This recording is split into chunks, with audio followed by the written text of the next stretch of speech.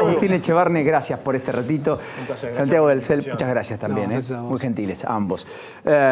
Bueno, en principio, ¿entendés que el acuerdo con el fondo es más rápido que, en todo caso, lento de cara al futuro, que se cierra en junio o que habrá que esperar a julio?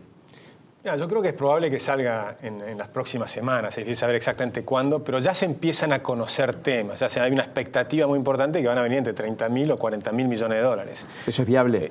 Eso es viable porque es probable, no solo el Fondo Monetario, sino que se sumó la CAF, el Banco Mundial y seguramente el BID y demás, van a armar un paquete que puede ser de cerca de 40.000 millones, con lo cual vas a tener una idea de cómo puede llegar el gobierno hasta las elecciones. Pero esa no es la solución de nada. Digamos, eso simplemente lo que hace es abortar la crisis cambiaria que teníamos por un momento, te da tiempo para hacer lo que hay que hacer. Pero la verdad es que las opciones hoy son mucho peor que hace 2 años. Hace 2 años tenías la posibilidad de hacer un ajuste con crecimiento. Y la verdad es que hoy eso es mucho más difícil. Porque cuando vos generás al principio del gobierno un ajuste, puede generar un shock de confianza con otra serie de reformas que sean a favor del crecimiento. Bajar impuestos, la reforma laboral, etc. Si vos lográs hacer esas reformas en su momento conjuntamente y tenés 4 años por delante, pueden venir las inversiones. Y las inversiones son las que te hacen crecer al sector privado. En cambio ahora, necesitas hacer el ajuste, no hay ninguna forma de no hacerlo. Es decir, tenés 2 alternativas malas. O haces un ajuste moderado gracias al Fondo Monetario, o viene un ajuste mucho más grande. No hay otra tercera alternativa. Eso es lo que se va a discutir ahora. ¿Qué mix entre estas 2 alternativas van a preferir? ¿Vos te inclinás por alguna en particular? Yo creo que hay que hacer un ajuste importante y posiblemente mayor a lo que te pide el fondo. Nosotros lo que proponemos... ¿Y eso resiste la política y el contexto social? El problema es que la alternativa de no hacer un ajuste profundo es que pasen 2 años, te comiste el dinero del Fondo Monetario, los 40.000 millones de dólares, porque hiciste un ajuste pequeño, y después no tenés de nuevo a quién pedirle. Es el prestamista de última instancia. No te queda mucho más después. Lo que hay que comprender es que Argentina tiene que hacer reformas muy profundas. Argentina tiene, lo hemos dicho aquí alguna vez, 22 millones de personas recibiendo un cheque del Estado y 8 millones de personas del sector privado formal. Con lo cual, estas 8 millones de personas que trabajan en el sector productivo, los matamos de impuestos. Es decir, nosotros no solo tenemos que hacer un ajuste para achicar el déficit, sino que el ajuste del gasto tiene que ser para aliviar al sector privado. Nosotros tenemos que bajar impuestos. Con lo cual, para bajar impuestos necesitas hacer un ajuste más profundo en el sector público. Pero además hay otro factor adicional.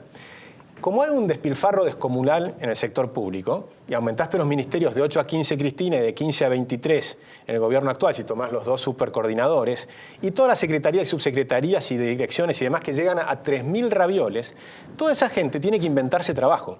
¿Y qué trabajo se inventa? Pedirte informes, crear nuevos registros, nuevos trámites, nuevos impuestos. Permanentemente están creando burocracia. Y esa burocracia, ¿a quién le pega? Nuevamente a los 8 millones de personas que están en el sector privado formal en trabajo productivo. La señal que dio Duhovne con Andrés Ibarra de límites explícitos a la incorporación de personal, etcétera, el congelamiento de ingresos de acá a 2 años, límites y topes a, el gasto en viáticos, choferes, ¿todo eso suma? Todo eso suma, todas esas cosas nosotros las pedimos hace 2 años, nos decían que era muy poquito. De hecho, hoy se dice eso, con esto no alcanza. Esto hay que hacerlo, es una señal muy positiva, es muy poquito, y a partir de ahí lo que hay falta hacer es la reestructuración real, que es bajar a 6 o 7 ministerios, eliminar las secretarías y subsecretarías. Nosotros proponemos poner viceministros, es decir, los ministros que quedaron debajo del ministro de Economía, como ministro coordinador de todo ese sector, debieran pasar a ser viceministros, de forma tal de bajar un nivel.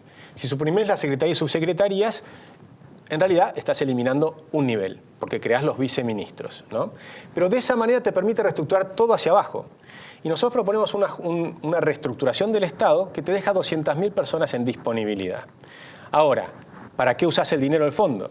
Para que estas 200.000 personas puedan ir pasando gradualmente al sector privado. En vez de no pagarles el sueldo, les seguís pagando el sueldo durante 1 año y medio o incluso 2 años. Y además le vas a dar dinero a las empresas a través de tomar vos a tu cargo, el Estado, las cargas patronales, para incentivar al sector privado a tomar estas personas. Si eso lo plantea más Macri, le van a decir que es un ajustador serial. Lo que pasa es que no tiene que ser solo Macri, tiene que ser la sociedad argentina, tiene que ser junto con los empresarios, junto con los... Si hay 200.000 personas que quedan en disponibilidad, Sí. La marcha se potencia la próxima. Pues, es que la sin duda, parálisis en la administración pública se potencia, que ya existe. es que no hay soluciones fáciles. Argentina ya no tiene soluciones fáciles. Pero la por política no delante. sabe decir que no. ¿Vos crees que va a aprender? La verdad es que yo tengo mis dudas, pero lo que pasa es que lo que hay que entender es qué es lo que pasa si no se hace el ajuste.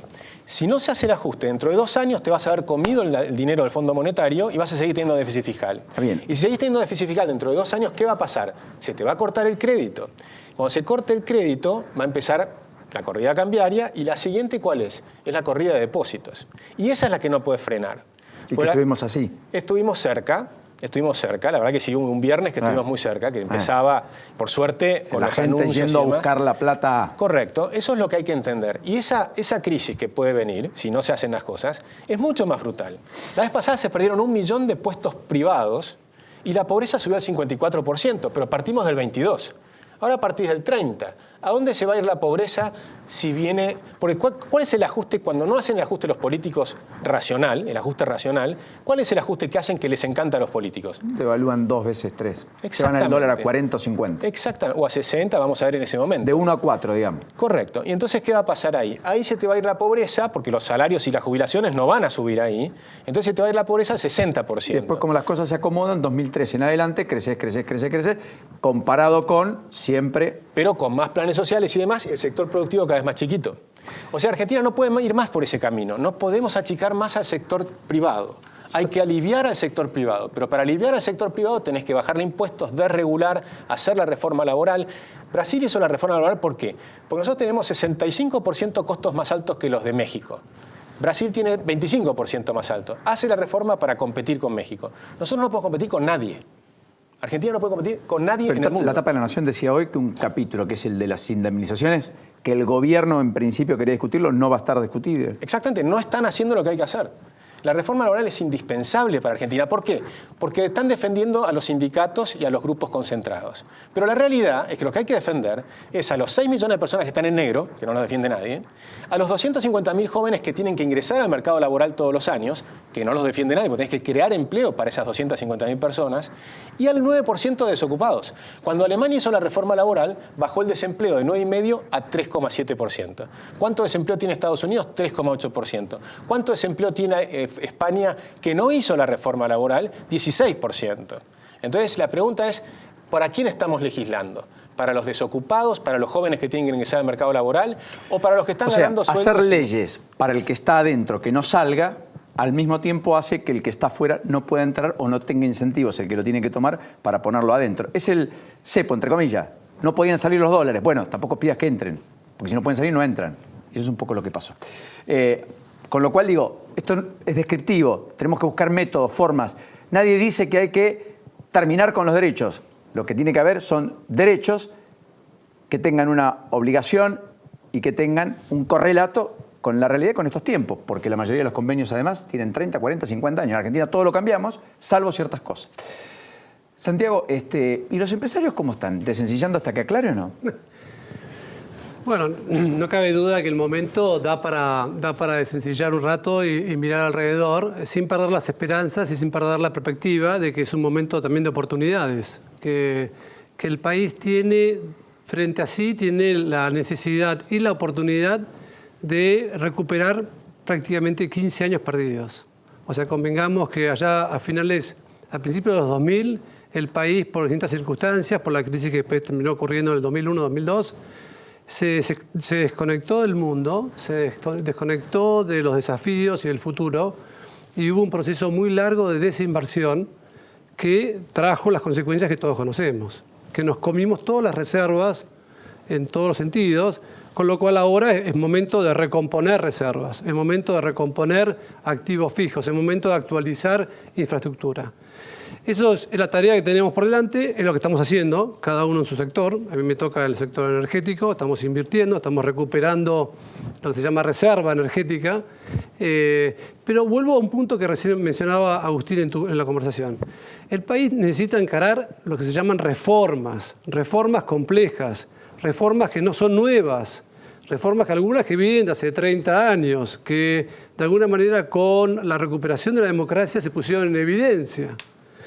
Estas cuestiones se deben resolver, y nosotros estamos proponiendo, no en base a la imposición de una mirada sobre otras, sino en base a la búsqueda de acuerdos. O sea, el estar dispuesto a sentarse en una mesa, conceder y negociar y acordar y pactar. Y lo primero que trae aparejado esto es poder decir y reconocer que la mirada de uno no es una mirada excluyente, que hay muchas miradas. La mirada de Agustín se integra con tu mirada, se integra con mi mirada. Seguramente no son las mismas miradas. Con cada uno de ellos, con los que están allí, con las cámaras, con los que están en producción y con los que nos están viendo. Y aparte o sea, el país se construye con los que marcharon el viernes, con los que marcharon hoy, con los que marcharon ayer y con los que marcharán mañana. Y dejar de lado esas miradas, como decía un amigo mío, es perder los matices. O sea, la Argentina tiene un aspecto notable, que somos un país de acumulación, de integración, que reúnen orígenes, miradas, culturas, ideologías muy plurales. Ahora, lo que no se puede entender es cómo permanentemente estamos intentando resolver los problemas en base a la circunstancial mirada del gobierno de turno. No tenemos los famosos consensos básicos como los tiene Chile, como los tiene Uruguay, independientemente de los virajes a la izquierda o a la derecha, la Concertación o Piñera en Chile o el Frente Amplio o los blancos o colorados en Uruguay. Lo que pasa es que ahí necesitas una variable fundamental.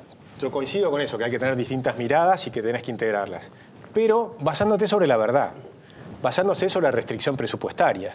Porque yo he escuchado colegas míos que dicen, no, acá tenés que salir aumentando el consumo, la inversión y los salarios. ¿Eso se puede? Esos son espejitos de colores. Pero bueno, pero es lo que todo el mundo desea. Por supuesto, lindísimo, pero es imposible. No se puede, seguro. Pero desde ya no hay ninguna manera. Acá venimos con unas ideas keynesianas hace un montón de tiempo. Pero resulta que Keynes las aplicaba en recesión con deflación. Y Argentina tiene una enorme inflación. O sea, aplicar un modelo que está pensado para la deflación. Yo además no soy ni siquiera creo en el keynesianismo para eso. Pero es razonable si tenés un modelo con deflación. En un modelo que Argentina es uno de los 10 países con alta inflación del mundo, olvídense, eso no tiene ningún bollete, es irracional. Santiago, vos sos presidente de una asociación de dirigentes cristianos de empresas. O sea, tenés que tener el sentido cristiano, porque en cualquier ecuación económica hay un rostro humano y un ser humano. Por supuesto. Bueno, el tema es, cuando uno habla de ajuste, de poner en disponibilidad 200.000 empleos públicos que hoy tienen trabajo y mañana veremos si lo tienen. Cuando uno habla de los desocupados, la pobreza, los que reciben una asignación del Estado, que a veces es el único ingreso, etcétera. También está hablando de ese rostro humano, nos puede gustar más, menos, pero desde ya. Pero es lo que hay. Pero por supuesto, pero yo vuelvo a las cuestiones de fondo, a las cuestiones más de fondo, porque si no las circunstancias y la casuística es infinita. Lo que estamos diciendo es, el problema es muy grande y no es nuevo. No es un problema que surgió ahora. Los problemas de estancamiento, de falta de creación de empleo, de inflación, de inseguridad, de falta de planes y previsibilidad, es el resultado de imposiciones, es el resultado de prejuicios, es el resultado de falta de capacidad de escucharse y empezar a limar los extremos. Tratar de encontrar esa franja, esa ancha franja del centro, que no me refiero a lo político, me refiero a las cuestiones en las cuales podemos estar de acuerdo. No nos concentremos en las cuestiones extremas. Ahora, es verdad lo que dice Agustín, hacen falta ciertas reglas, hace falta cierto liderazgo, hace falta cierta voluntad por parte de quienes, por parte de los líderes de la política. ¿Hay ejemplaridad hoy? No. Claramente no lo hay. Basta ver lo que pasó la semana pasada. La oposición la semana pasada dio un ejemplo de lo que no hay que hacer. Ellos sabían que estaban haciendo una ley que generaba 115.000 millones de pesos de costo que no existen, nadie sabe dónde los puede sacar. Por lo tanto, sabían que iba a ser vetada la ley y lo único que les preocupaba era hacerle un costo político al gobierno. Pero un costo político al gobierno en este momento crítico de Argentina es un costo político a la Argentina. Bueno, pero poniéndome en abogado del diablo, también la oposición podría plantear lo tosudo del gobierno y obtuso en no discutir cómo ajustamos tarifas después de tener precios congelados durante 12 años y hacer un ajuste rápido y en 4 querer arreglar rápido, 4... Pero Paulino, no hizo un ajuste rápido. Nosotros proponíamos un ajuste rápido. El gobierno hizo un ajuste suave. muy suave. Suave, pero tan aumentan las tarifas suave 10 veces. Y fue tan, pero lo que pasa es que vos tenés que mirar cuánto habían subido antes los salarios. Bueno, está bien, pero 10 Entonces, veces. Pero ¿cuánto habían subido antes los salarios? Pero 10 veces rápido, Pero habían subido Agustín. 15 o 18 veces los salarios. Es decir, que vos tenés que comparar las tarifas contra qué valen los vecinos. A vos te regalaban la electricidad, ojo a vos, a nosotros, los porteños y los que están en el conurbano bonaerense, ¿eh? Porque las provincias bien que pagaban las tarifas. Pero que dijeron, muchachos, a ustedes no les podemos seguir bancando la fiesta. ¿Ok? Y eso tenía que haberlo hecho de un día para el otro. Y del otro lado, si lo hacías así, lo que tenías que haber hecho era bajar impuestos. Entonces te aliviaban los impuestos a cambio de aumentarte las tarifas. ¿Cuál es el problema? Como lo haces de a poco, te cortan 7 veces la cola a un perro, la tercera que te la cortan, el perro viene y te muerde, obviamente. Pero déjame plantearte algo, discúlpame, de vuelta, porque no es incompatible lo que yo pienso, lo que estamos planteando con lo que dice Agustín, pero yo planteo lo siguiente, que es un ejemplo de la vida. Nosotros vamos a volver a salir a pedir crédito al mundo. Como también hacemos los empresarios. Nosotros le pedimos siempre fondos o al accionista o al mercado. Entonces les planteo lo siguiente. Yo voy a pedirle fondos como empresario ante un banco o ante un fondo de inversión o ante el accionista. Y esta contrapartida recibe a 3 o 4 directores de la empresa que lo único que hacen es pelearse. Que lo único que hacen es mostrar sus disidencias. Entonces la pregunta del millón es, ¿cómo pretendemos en la Argentina construir confianza, construir previsibilidad, si por cada tema que tratamos se trate de justicia, se trate de economía, se trate de integración al mundo, de reducción de la pobreza, tenemos tantas opiniones como portavoces? De hecho, ese es el congreso de ustedes esta semana que viene. Este jueves vamos a tratar este tema precisamente, definido un año atrás, en vísperas de las elecciones, en vísperas de cierta euforia que se concretó con los resultados, y con el temor que, como tenemos experiencia ya en estas cosas, el darle poder importante a una bandera política, aparentemente en nuestra cultura, lejos de provocar y promover diálogos, provoca la radicalización de un pensamiento. O sea, el gobierno se cerró tras la elección y acotó el margen de maniobra y de construcción de consensos. O sea, en vez de aprovechar y utilizarlo a favor, sabiendo la debilidad en la que igualmente está en el Congreso, sí, yo diría hizo que hizo un poco de lo tradicional con un sistema hiperpresidencialista como el argentino. El gobierno salió a jugar y salió a proponer una serie de pseudo reformas o modificaciones importantes que ahora, a la luz de lo que terminó pasando, podrían ser considerados un poco un intento forzado de imponer una serie de ajustes. Ahora, también es cierto que tuvo mala suerte en 2 o 3 aspectos que no pudieron manejar. Todo el factor externo. El factor climático, por un lado. Correcto, Argentina sequía. perdió 1/3 de sus ingresos agroindustriales, para decirlo de una manera.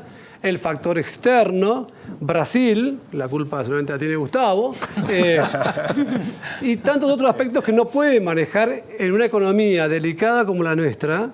Cualquiera de estos aspectos son pequeños resfríos que te pueden hacer mucho daño. Ya, pero hay algo positivo en todo esto, para mí, es que el gobierno se asustó. El gobierno creía que con ese gradualismo podía llegar, hoy el gradualismo se murió. Sabe que no llega, que el mercado no te financia. Y te queda la última bala, que es el Fondo Monetario. Porque nosotros podemos poner de acuerdo con los espejitos de colores, pero después vas al fondo y te dice, no, demostrame cómo vas a hacer el ajuste. Porque finalmente el que te va a prestar la plata, lo que te va a decir es con la restricción presupuestaria, cómo la combinás. Pero eso lo te va a pedir el fondo. Además, nosotros tenemos que ver cómo hacemos para poner a Argentina en marcha. Y para poner a Argentina en marcha hay una sola manera, que las empresas ganen plata, y para eso tienen que tener menos impuestos y menos regulaciones y flexibilización laboral. Y no porque lo quieran o no lo quieran los empresarios, lo necesita la Argentina. Si no pones en marcha las empresas y no reactivás al sector privado, el ajuste es mucho más complicado. Gracias a los dos. Muchas gracias por ese ratito. Muy Un placer. generosos por el Muchas tiempo. gracias.